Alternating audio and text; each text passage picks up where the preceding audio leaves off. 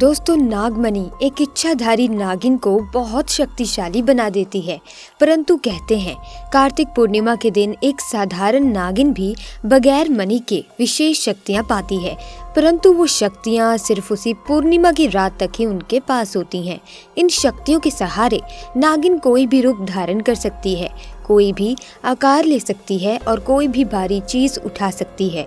दोस्तों, नाग नागिन महादेव शिव को ही अपना आराध्य मानते हैं। दोस्तों, ये चमत्कारी घटना है उत्तर प्रदेश के एक छोटे से गांव खेड़गढ़ की। दोस्तों, घटना सुनाने से पहले जो भी महादेव के परम भक्त हैं, सच्चे मन से पूरी श्रद्धा से कमेंट बॉक्स में ज़रूर लिखें हर हर महादेव, ताकि भगवान शिव की कृपा आप पर और आपके परिवार पर सदैव बनी रहे। दरअसल दोस्तों, ये घटना घटित हुई खेड़गढ़ के मुखिया और वहाँ के सबसे धनी इंसान संतोष जी के साथ। संतोष करीब आज से 5 साल पहले एक साधारण एवं गरीब व्यक्ति का जीवन व्यतीत करते आ रहे थे। वो अक्सर जंगलों में अपनी बकरियां चराने जाया करते थे। एक दिन बकरी चराते चराते वो जंगल के थोड़ा और अंदर निकल गए। उसी जंगल में एक इच्छाधारी नागिन अपने नाग के साथ एक विशाल पेड़ के पास रहा करती थी। वो नागिन गर्भवती थी।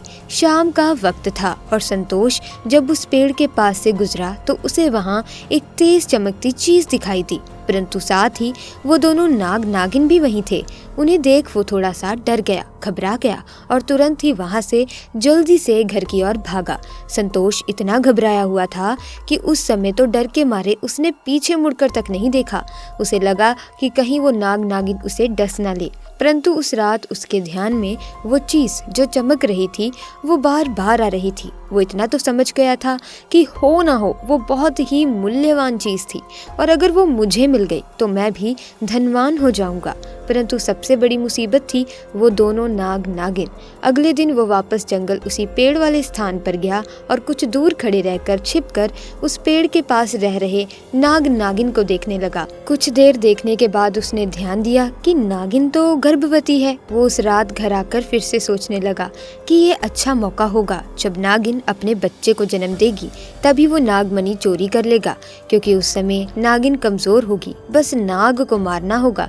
दोस्तों, कहते हैं अगर किसी नाग के मुंह की तरफ गोबर मार दिया जाए तो वो अपना होश खो बैठता है। अब संतोष हर रोज गोबर लेकर उस विशाल पेड़ के पास छुपकर सही मौके का इंतजार करने लगा। एक दिन वो मौका भी आया जब नागिन अपने बच्चे को जन्म देने वाली थी। तभी चुपके से संतोष ने नाग के मुंह पर तेजी से गोबर मारा और फिर एक बड़े पत्थर से नाग को मार डाला। फिर उसने नागिन और उसके बच्चे को भी मार डाला और उस मणि को उठाकर जल्दी से घर की तरफ निकल पड़ा। परंतु उधर नागिन किसी तरह बच गई थी और बस बेहोश पड़ी थी। जब नागिन को होश आया और उसने अपने बच्चे और पति को मरा देखा तो उसके दुख दर्द का ठिकाना नहीं रहा। वो उस समय गुस्से से पागल हो जा रही थी और उसने संतोष से बदला लेने की ठानी। परंतु मणि चली जाने के कारण वो अपनी शक्तियों का प्रयोग नहीं कर सकती थी, परंतु अभी भी वो अपना रूप तो बदल ही सकती थी। इधर संतोष को जैसे ही मणि मिली उसका तो पूरा जीवन ही परिवर्तित हो गया। उसकी फसल इस बार काफी अच्छी हुई और काफी महंगे भाव में बिकी। उसकी तो जैसे लॉटरी लग गई हो, क्योंकि जो भी वो धंधा कर रहा था उसे हर जगह से लाभ ही लाभ मिल रहा था और संतोष को पता था कि ये सब उस चमत्कारी नागमणि का ही कमाल है। गाँव में हर जगह उसका नाम था। संतोष के इस रुतबे को देखकर एक अच्छा रिश्ता संतोष के लिए उसके पास ही के गांव से आया और सोनाली नाम की एक सुंदर स्त्री से उसका विवाह संपन्न हुआ। सोनाली अपने पति संतोष को बहुत प्यार करती थी और बहुत इज्जत देती थी। दोनों एक दूसरे का कदम कदम पर साथ निभाते। उनकी जोड़ी गांव में मिसाल बन चुकी थी। उधर नागिन भी एक पुरुष का रूप धारण कर अमन नाम से संतोष के यहाँ उसका मुंशी बन गया और संतोष का विश्वास जीतने लगा। संतोष भी अमन के व्यवहार और वफादारी को देख उसे अपने भाई समान ही मानने लगा। एक दिन सोनाली अपने पति संतोष के पास आती है और बताती है कि तुम पिता बनने वाले हो, मैं गर्भवती हूँ। ये सुन संतोष की खुशी का ठिकाना नहीं रहा। उस दिन वो खुद अपने मुंशी अमन के पास गया और बोला कि देखो अमन, मेरा कोई भाई नहीं है, परंतु जब से तुम्हारा साथ मिला है तुम मेरे सगे भाई से भी कहीं अधिक बन चुके हो। आज मैं बहुत खुश हूँ, इसीलिए आज मैं अपनी पत्नी और तुम्हें एक खास जगह ले जाना चाहता हूँ, क्योंकि मेरा इस दुनिया में तुम लोगों के सिवा कोई नहीं है। और वो अपनी पत्नी और अमन को कार में बिठाकर गांव के एक कोने में ले जाकर कार एक छोटी सी कुटिया के सामने रोकता है और बताता है कि जब वो छोटा था तब इसी कुटिया में उसकी माँ की जान उसे जन्म देते ही चली गई थी। उसके पिता तो पहले ही गुजर चुके थे। तब एक बूढ़े बाबा ने उसकी माँ को वहीं दफना दिया था और संतोष को उसी बूढ़े बाबा ने पाला था।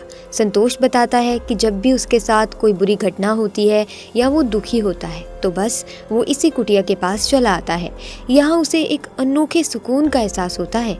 संतोष आगे बताता है कि आज तुम दोनों को मैं इसीलिए यहाँ लाया हूँ क्योंकि तुम दोनों अब मेरी जिंदगी का एक अहम हिस्सा बन चुके हो।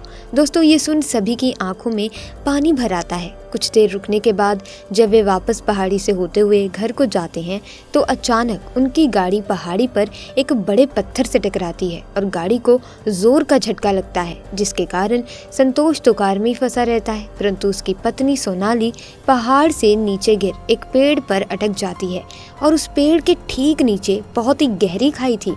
दोस्तों, वो रात कार्तिक पूर्णिमा की ही थी। अमन अपनी शक्तियां पाकर पुनः नागिन रूप धारण कर लेता है। संतोष अमन को देख चौंक जाता है क्योंकि अमन अब नागिन में पुनः बदल गया था।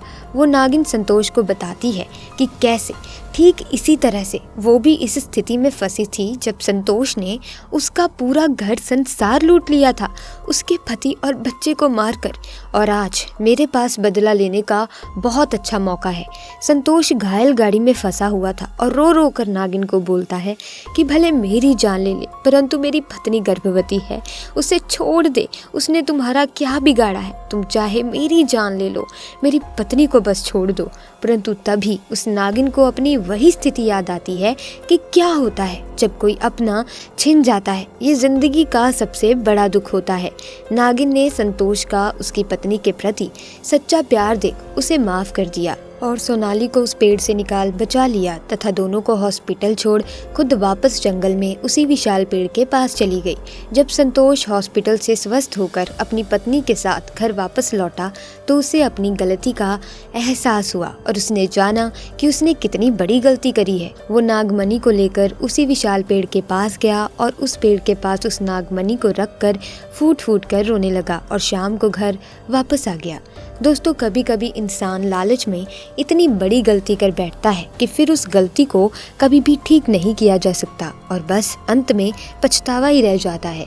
इसीलिए कभी भी भूल कर भी अपनी जिंदगी में कभी ऐसी गलती मत करना जिसका अंजाम आपको बहुत ही बुरी तरह से भुगतना पड़े। इस कहानी से हमें एक और शिक्षा भी मिलती है कि व्यक्ति चाहे जितना भी गरीब हो उसे हमेशा मेहनत करके ही अमीर बनना चाहिए, मेहनत करके ही अपना घर बार चलाना चाहिए, ना कि लालच में आकर किसी ऐसे जीव जंतु को ठेस पहुंचाए, नुकसान पहुंचाए ताकि वो अपनी ज़रूरतों को पूरा कर सके। दोस्तों, ऐसे में नाग नागिन जो इच्छाधारी होते हैं वो महादेव को अपना आराध्य मानते हैं, उनकी ही पूजा अर्चना करते हैं, आराधना करते हैं। ऐसे में उन्हें विशेष शक्तियाँ प्राप्त होती हैं। उन्हीं शक्तियों की बदौलत उन्हें नागमणि मिलती है। तो ऐसे में इच्छाधारी नाग नागिन जिन्हें नागमणि प्राप्त होती है वो बहुत ही खतरनाक साबित हो सकते हैं अगर उनको ठेस पहुंचाई जा सके, तो सतर्क रहें। तो दोस्तों, आज की वीडियो में बस इतना ही। मिलेंगे अन्य वीडियो में नई जानकारी के साथ। वीडियो अच्छी लगी वीडियो को लाइक करें, शेयर करें और ऐसे ही वीडियोस की अपडेट पाने के लिए आप हमारे चैनल को सब्सक्राइब कर सकते हैं, बेल आइकन को प्रेस कर सकते हैं ताकि नए वीडियोस की अपडेट आपको मिलती रहे। आपका बहुत बहुत धन्यवाद।